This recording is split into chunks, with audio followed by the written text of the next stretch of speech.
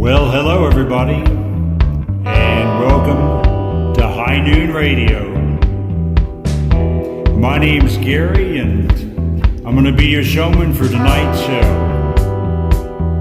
Hope you guys had a nice holiday. Christmas is past, and we're looking at New Year's. Y'all have a safe holiday, and make sure to enjoy it. Well, tonight's show, we're headed overseas to a very mystical, ancient place. 29 degrees, 58 minutes, 18.59 seconds north. To 31 degrees, 8 minutes, 9.60 seconds east. Yeah, that's the coordinates for the Great Sphinx, the Great One, the Giza Plateau. That's where we're headed to tonight. And tonight I'm going to try to sway your opinion to some new scientific evidence that's pointing us in the direction that the Sphinx, the pyramids, and all things Egyptian could be way older than we're thinking. So sit back, relax, and enjoy this ride, this long ride to Cairo.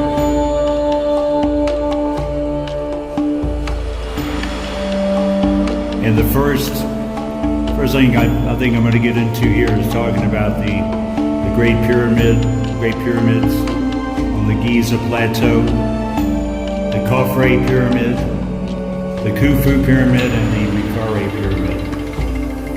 Three pyramids that have withstood the test of time and weather and have changed our thinking about ancient peoples and ancient civilizations and the way they lived.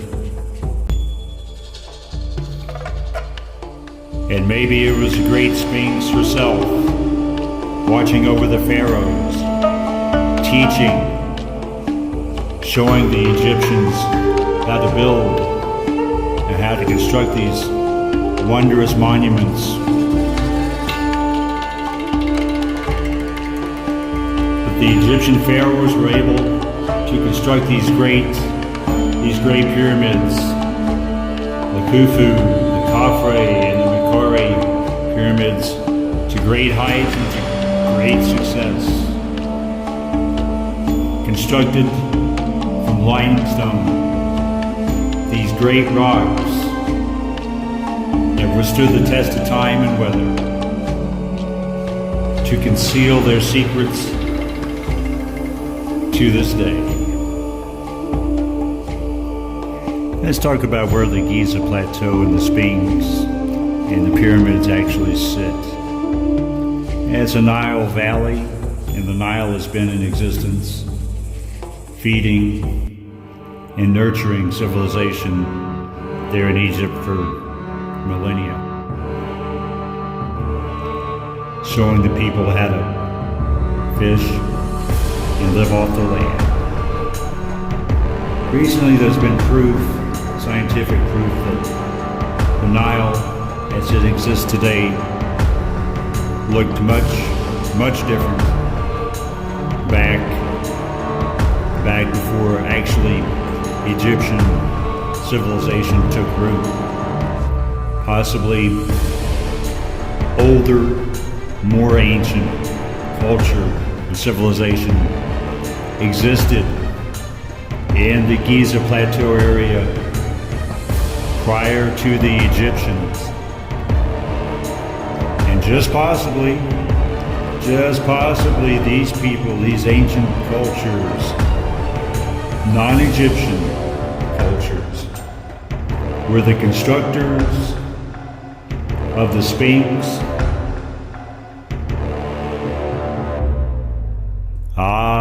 The Great Sphinx.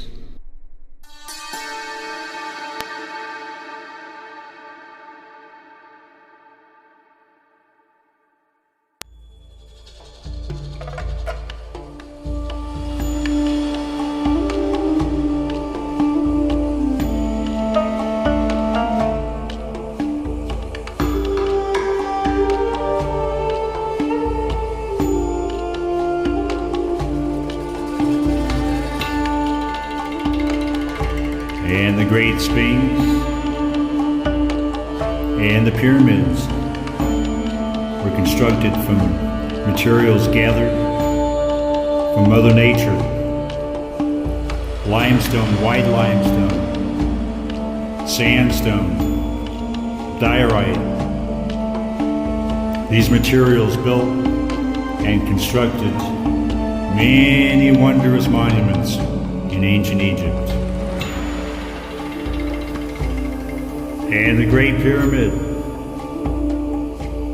has approximately 2.5 million limestone blocks, some small as bricks, some up to over 100 tons.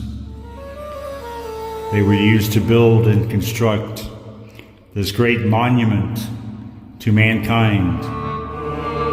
But who exactly built them? Well, we'll never know. Only time knows all. And the Sphinx and the pyramids have withstood the test of time for millennia, through dynasties of pharaohs, through the Romans, the Greeks, through history. But one force in nature has proven unstoppable: water. Water has weathered and broken down the Great Sphinx and pyramids. Upon closer examination of the Giza Plateau, we note that the Sphinx and the pyramids, the three great pyramids, seem to be at the lower levels, made of the same bedrock, the same material. And as we ascend and go higher in the pyramids, we'll note that the rock style changes, it gets smaller and appears to be of a different cut. What does this mean? In the Sphinx, we note the same differences. Larger stones on the bottom and rocks that don't seem to match in the tail areas and the higher head area. What could this mean? Well, I think it means that the Sphinx and the pyramids are a lot older than we think and were made by a different culture than the Egyptians. And the Egyptian pharaohs, I think they acquired these possessions, these wonders of nature, and took them to be their own, and added and changed to meet their needs. And the Great Sphinx has been eroded through time, through the eons, through the millennia, by water, wind, and rain. Pounding rain have taken the biggest toll on Mother Sphinx. If you look at the body of the Sphinx, you will note by the paws in the lower body, numerous areas that have been eroded 5 to 8 feet all around the body. And it has been proven by geologists that these areas have been eroded not by sand, not by wind, but by water. And water has not been in the Giza Plateau, has not been in the high desert for a very long time. A very long time. If the Sphinx was weathered by water, as geologists have proved, We will have to rewrite the textbooks on history because the Nile Valley hasn't seen measurable rain in 10,000 years or more.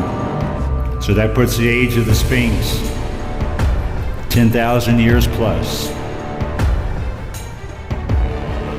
So we have the Great Pyramid sitting in the western part of Egypt, the old Nile running for hundreds of miles and 1,000 miles long.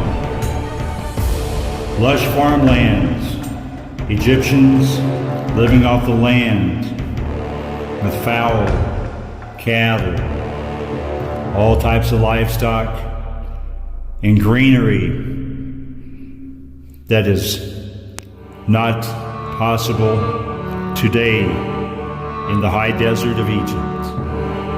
Tales of a land in a time far, far away. So the original monument builders of the Great Pyramids constructed these pyramids of great blocks of limestone, and underneath the pyramid complex we have discovered tunnels, caverns running for miles.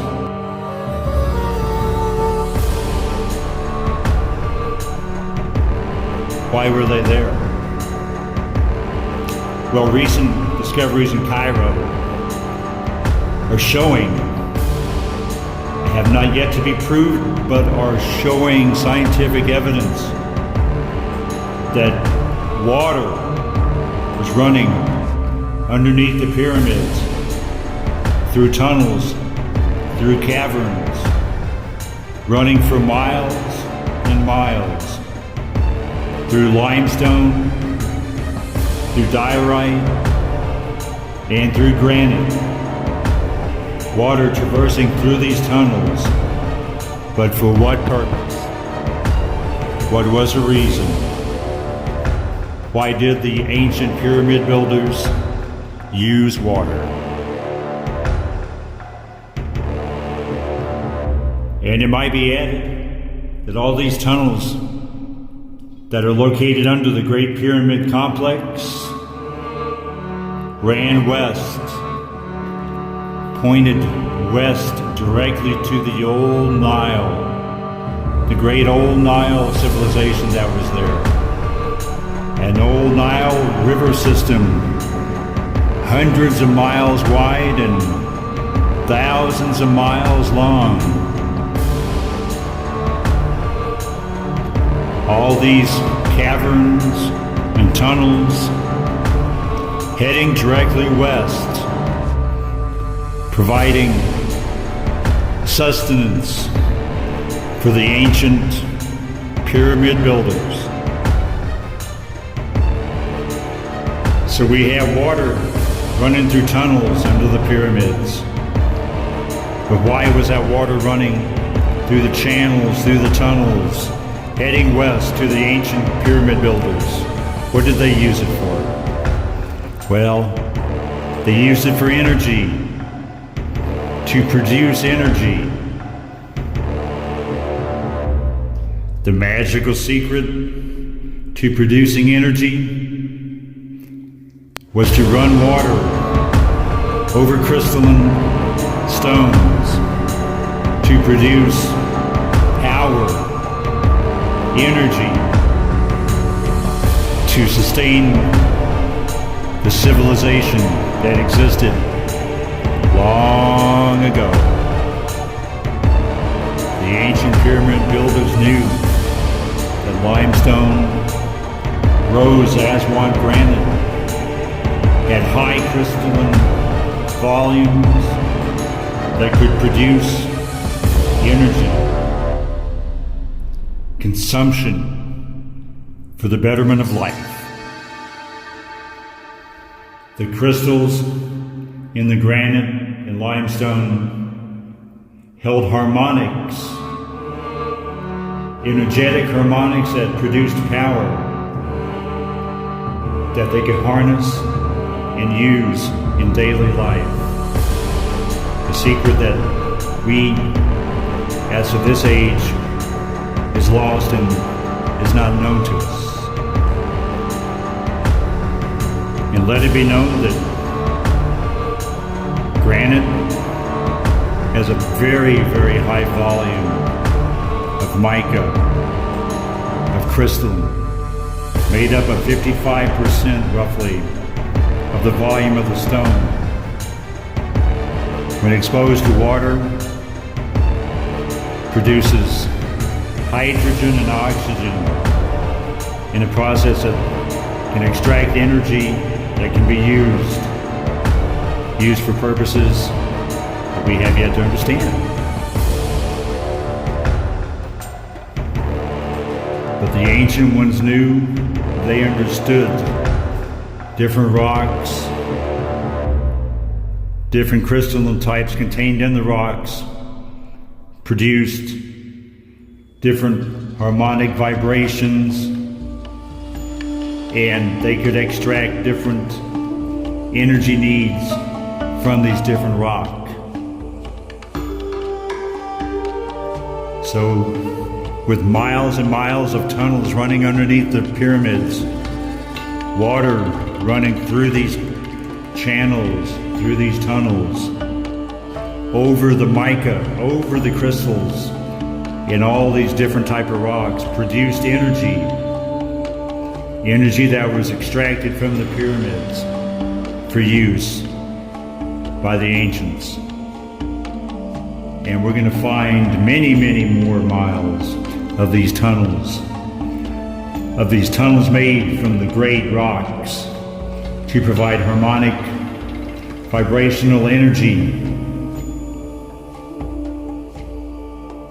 And the ancient ones knew that combining hot and cold water together over these different crystal stone types produced a hydrogen energy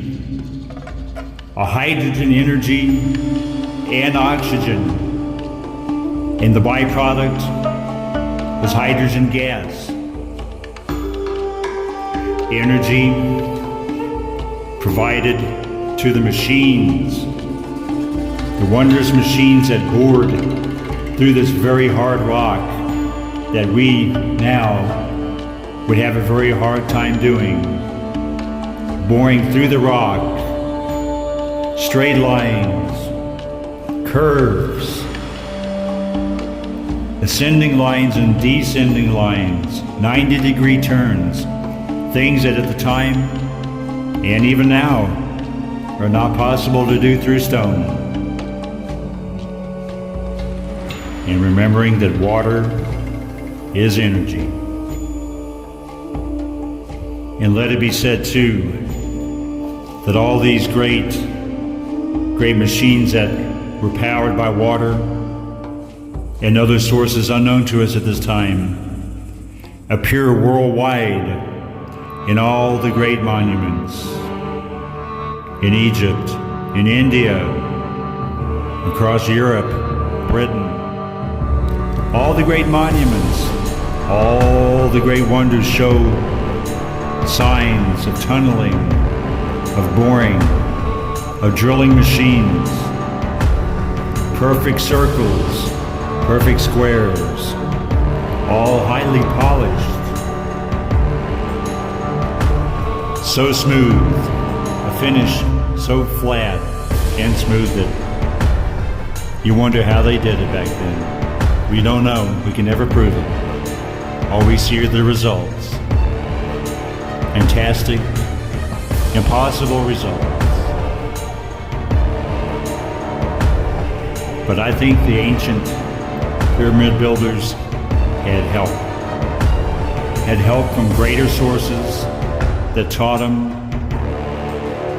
how to use the stone, how to use the crystal in the stone to extract energy, how to drill through the stone, how to make tunnels that produce the energy that they needed. Well, like I said, these wonderful megalithic monuments, yeah, they're showing signs of boring, tunneling, and all type of high strangeness from unknown machines that may have been powered by the pyramids.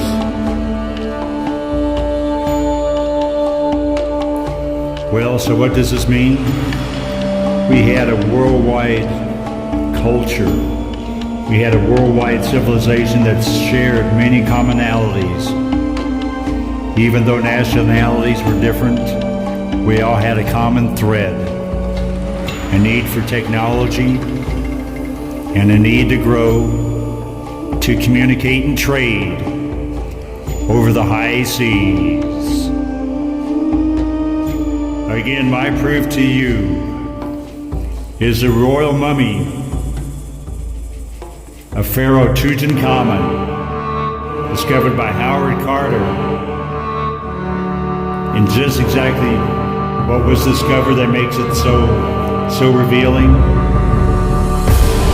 250 boomerangs were found amongst his gold, his treasures, and his jewels.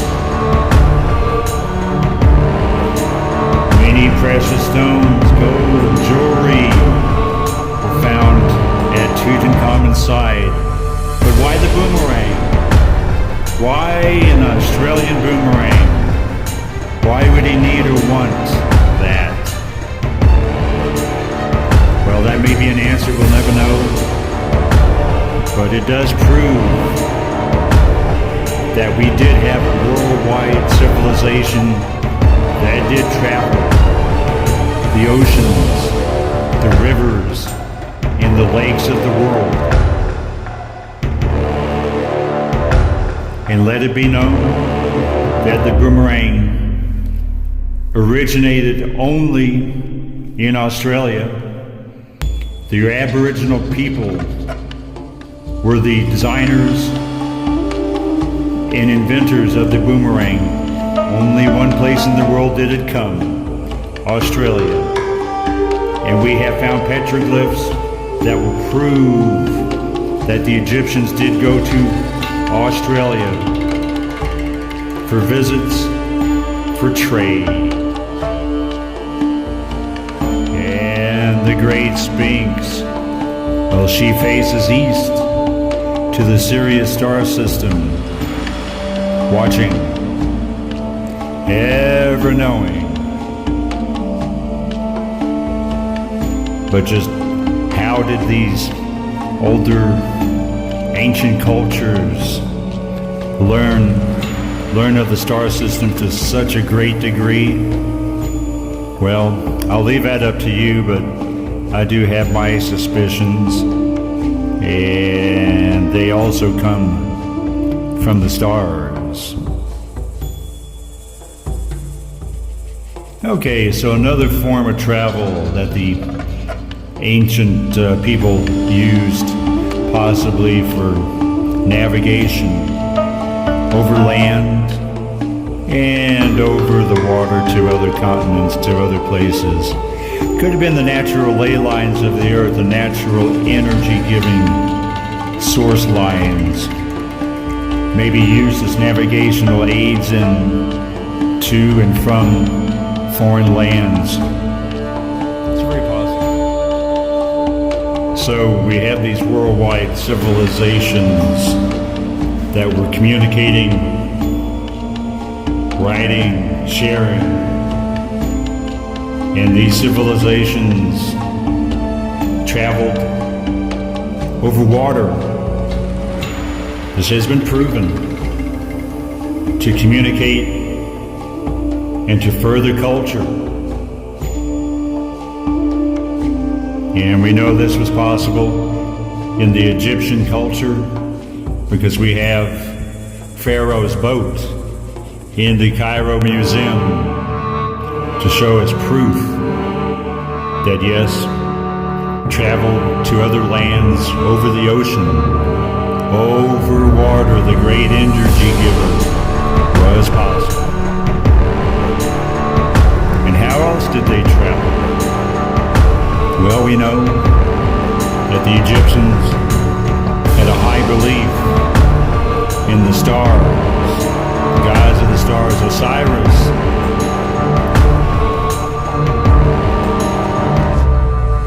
The Egyptians and possibly the ancient, older civilizations had great knowledge of the star systems above their heads, and they orientated their megalithic monoliths, their monuments, they orientated them to the stars with perfection. And yes, the Great Sphinx faces east to the Sirius star system, crossing the Earth in grid patterns that cover all areas, all continents. These energy ley lines connecting peoples and cultures, helping growth and helping humanity. And one additional power source from the pyramids, the crystal power from the pyramids, could have been used from hydrogen to liquefy the rock, the granite, the limestone, to form these wonderfully high tolerances of fit between the layers of the giant stones used to make the megaliths. It appears that the rock somehow was liquefied to fit into position to create these high tolerances that only the ancient civilizations were masters at. But all things change, and this was a game changer for the ancient civilizations. There appears to have been an ancient catastrophe that occurred approximately 10 to 12,000 years ago. Science has recorded an ancient solar flare that could have been the possible culprit for changing and annihilating many and much of what was known of the ancient civilizations.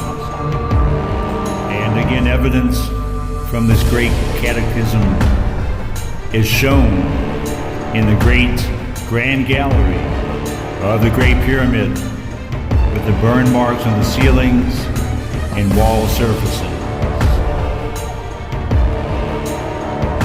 Well, that's been the journey.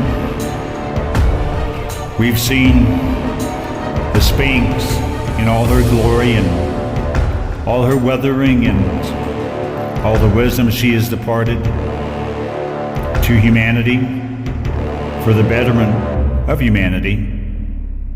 And we've seen the Great Pyramids, what they have to offer and what underlies their true meaning, and how these great monuments furthered the quest for mankind and communication across land and sea. And I think many things still have yet to be proven and discovered. Many surprises have yet to be found. Well, looks like this is the end of the show tonight, guys. I'd like to thank everybody for taking this trip with me. This long trip to the high desert, to visit the Sphinx, Mother Sphinx, and the Great Pyramids. Hope you guys learned a lot and had fun along the way. Yeah, don't worry. I've got other trips planned for us to Egypt, to Cairo, to learn new things about an ancient, mystical land. And as for High Noon Radio, well, looks like the new show is already on the horizon. And we're headed to the desert. We're going to visit the Wild Wild West, the OK Corral, Wyatt Earp, and many others. You guys are welcome to come along for the ride again. And from High Noon Radio, this is Gary saying good night, everybody. See you on the next show.